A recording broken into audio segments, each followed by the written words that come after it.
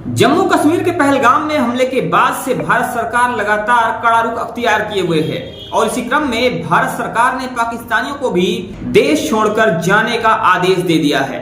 और इसी बीच जितने हैं वह देश छोड़कर जाने भी लगे हैं। और इसी बीच एक चर्चा का बाजार और गर्म है कि क्या पाकिस्तान से आई हुई सीमा हैदर को भी भारत छोड़कर वापस पाकिस्तान जाना होगा।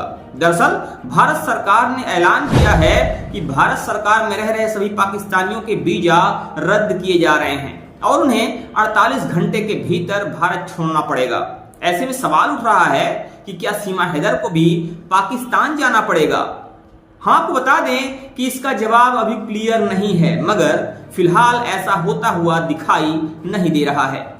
ऐसा माना जा रहा है कि मुश्किल यह है कि सीमा हैदर को पाकिस्तान जाना पड़े, क्योंकि पहली बात तो यह है कि भारत सरकार ने वीजा रद्द करने की बात कही है, जबकि सीमा हैदर के पास कोई वीजा है ही नहीं, क्योंकि वह तो वीजा लेकर ही नहीं आई थी। दूसरी बात यह है कि अब सीमा हैदर भारतीय नागरिक सचिन की पत्नी बन चुकी हैं और उन्हें सचिन से एक बच्चा भी है। अब आते हैं तीसरी और सबसे महत्वपूर्ण बात पर, और वो ये है कि सीमा हैदर की नागरिकता और अवैध प्रवास को लेकर मामला कोर्ट में चल रहा है। तो फिलहाल सीमा हैदर को लेकर जो अटकलें लगाई जा रही थी कि सीमा हैदर को भी भारत छोड़कर पाकिस्तान जाना पड़ेगा, इस पर ऐसा कुछ होता हुआ दिखाई नहीं दे रहा है। अभी देखने वाली बात यह है कि आने वाले समय में इस पर क्या फैसला होता है और क्या सीमा हैदर को भी भारत छोड़कर सच में पाकिस्तान जाना पड़ेगा। विगत दिवस बहुत ही दुखद आतंकवादी घटना पहलगाम श्रीनगर में पाकिस्तान के द्वारा साजिश और षड्यंत्र के तहत हमारे निर्दोष निहत्थे जो सैलानी टूरिस्ट गए हुए थे, घूमने गए हुए थे, हनीमून मनाने गए हुए थे, कश्मीर की अर्थव्यवस्था को मजबूत करने गए थे और वहां पर दुखद घटना हुई, जिस संबंध में सीमा अपनी बेटी और खुद बीमार होने की वजह से अस्पताल में होने के बावजूद बहुत दुखी हुई, बहुत परेशान हुई, क्योंकि सीमा पाकिस्तान से सनातन धर्म ग्रहण करके नेपाल पहुंची थी। नेपाल में सचिन मीना के साथ विवाह करके भारत आई, भारत में भी शादी हुई और शादी के बाद पिछले माह उसने भारत में एक बेटी को जन्म दिया है।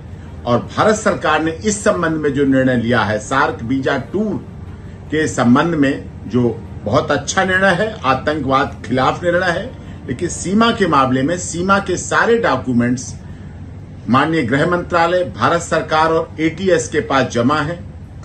माननीय महामहिम राष्ट्रपति जी का याचिका लंबित है।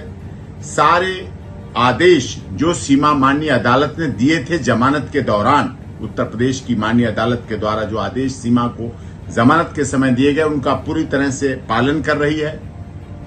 उसी आदेश के अनुसार अपनी ससुराल में रबुपुरा में रह रही है, कानून में विश्वास रख रही है। पूरी तरह से भारत सरकार, उत्तर प्रदेश की माननीय सरकार और माननीय अदालत का पूरी तरह से अक्षरशः पालन कर रही है और इसी तरह इस विश्वास के साथ कि पूरे आदेशों का भविष्य में भी पालन करती रहेगी। वो स्वयं इस घटना से दुखी है, अपने बच्चों के साथ है, शरण के आधार पर है। यही हालात उसके साथ भी थे और आज भी हो रहे हैं कि सीमा, सचिन मीना और स्वयं मुझे भी पाकिस्तान के लोग यही षड्यंत्रकारी आतंकवाद में विश्वास करने वाले मारने का धमकी, काट डालने की धमकी, टुकड़े कर देने की धमकी, बर्बाद करने की धमकी मुझे और सीमा के परिवार और बच्चों को लगातार दी जा रही है, सोशल मीडिया के द्वारा भी दी जा रही है।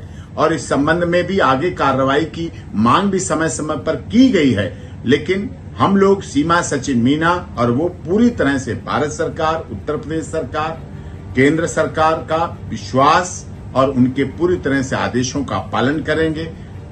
पहलगाम की घटना से पूरी तरह से सभी दुखी है और माननीय अदालत का आदेशों का पूरी तरह से पालन किया जाएगा, शांतिपूर्वक, कानून में विश्वास रखते हुए। और सीमा, सचिन मीना को भारत सरकार, उत्तर प्रदेश सरकार की सबका साथ, सबका विकास, सबके न्याय के साथ सीमा शरण के आधार पर आई हुई, क्योंकि सीमा को तो वहां मार डालने, काट डालने की धमकी दी जा रही, इस आधार पर यहाँ।